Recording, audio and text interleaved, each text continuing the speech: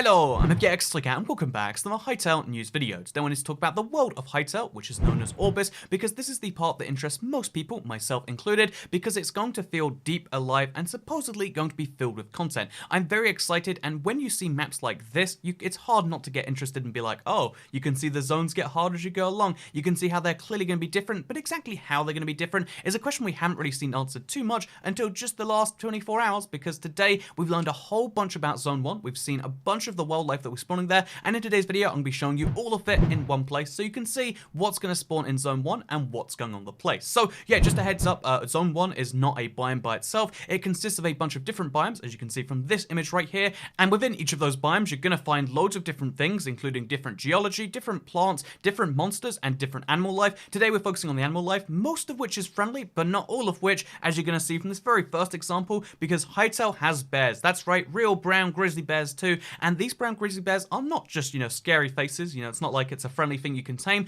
These are very much territorial monsters that if you get too close to, they will not be happy with you, and you know what bears do when they're not happy with you? It tends to involve your death. So basically, if you get too close to these bears, or get in their way, or step on their territory, they'll start to be angry with you, but for the most part, you can avoid them somewhat easily. You usually have to do something that will pick the fight, and if they do start one with you, then they will chase you all the way to the edge of their territory. Interestingly enough, there is going to be some form of rule with every single bear that decides what's their territory as opposed to other ones, and that's a nice detail that if it does come to play, sounds pretty darn great. But yeah, you can find them in various different places, including caves. I think it's cute, I think it's adorable, but also a little bit scary, which I guess is what bears are meant to be, because that's how they fit into the real world, right? So next up here, we've got frogs, which are an example of something where they've said just flat out, they're mostly meant to be useless, right? There isn't going to be too much of a great use in finding them or killing them. They're not going to be hostile, they're not going to be friendly, they're just kind of mobs that exist. But if you look in this image right here, they really do add to the liveliness of the Hytale world. It's called Orbis again, but they add to the liveliness of the world, and I think it's interesting to see them there, but they don't add too much to the game, which is what I'm most interested in, which is why we're going to move next on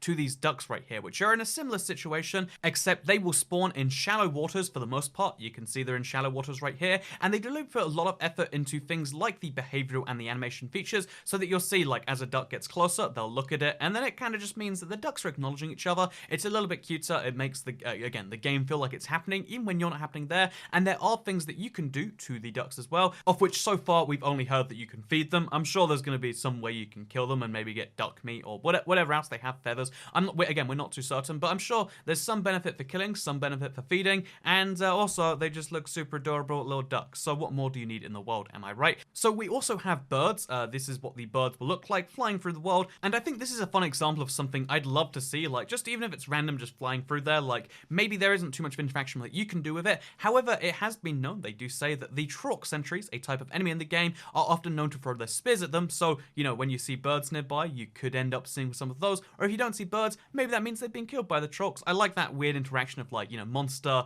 with the wildlife. We don't know too much about what else the birds are going to do, but we do know that weird interaction is a little bit of a fun one. Also, here's something interesting that we learned from this deer screenshot. So one, there's deer in this game, which is, I guess, wonderful by itself. If you like deer, you like the idea of finding them by around the world, but what this tells us, at least fascinating enough to me, is if you look in the foreground, you can see there's a deer with antlers and then some, like, grass and some flowers hanging off those antlers, and then if you look in the background, there's another deer with antlers, but then look around to the 3 deers next to it, and you'll see they very much don't have antlers. So maybe there's just a random chance of them spawning with antlers on, but my understanding of deers is that male deer versus female deer, the biggest and most visible difference is the antlers, which to me signifies there are not only male and female deer, but perhaps male and female of every single animal, rather than just every animal being asexual, like another popular block-based building game.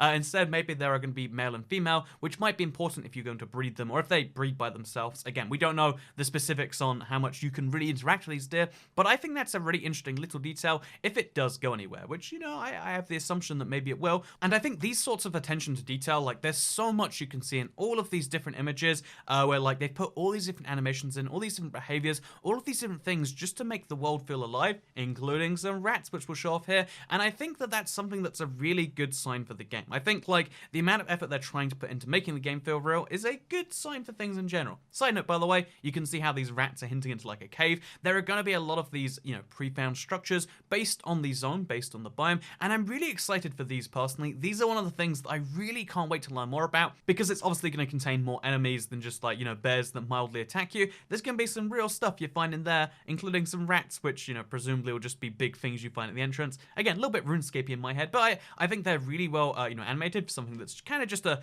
thing you brush off. They've got this cool little scratching themselves animation. Same with the bats, exactly the same thing here. Same with pigeons, which apparently exist in this game. And finally, this is the worst one. If you have arachnophobia like me, this is gonna freak you out just a little bit, but there are spiders in Hytale, giant spiders that don't seem to be enemies. They just seem to exist around the world, and they'll catch some prey eventually. What will that prey be? Will it be some birds? Who knows for sure? All I know is I am freaked out by looking at this, so I'm gonna end this part as soon as I humanly can. So yeah, that is what we have seen in Zone 1 so far, or I mean, if we want to show everything, we've also seen the various other things like the biomes. We've seen how different structures respawn there.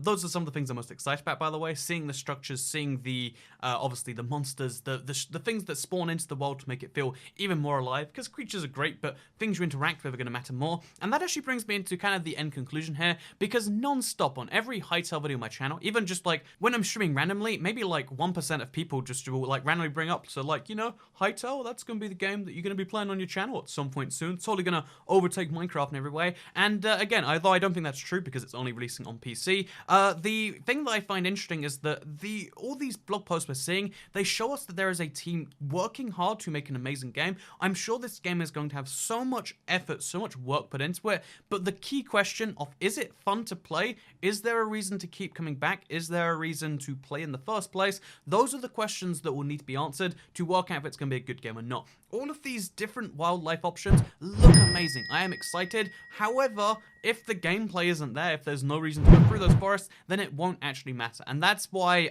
again, I never will be like, oh yeah, I promise I'm playing, for 6 years as soon as it comes out. I will play the game. I want to give the game the best shot when it comes out. But the big question until then is Hytale going to be a great game to play? Because games, unlike other media, have to be fun in an interactive sense, not just in a purely visual sense. But that's my opinion on this one. I'd love to hear if you disagree. Although, actually, if you agree with me, maybe you should also say something nice. I like reading comments where people agree with me, because that means you have the correct opinion. Okay, someone's going to take offense to that last one. So thank you very much for watching this video. I hope you all enjoyed it, and I'll see you all later today for Q&A Saturday.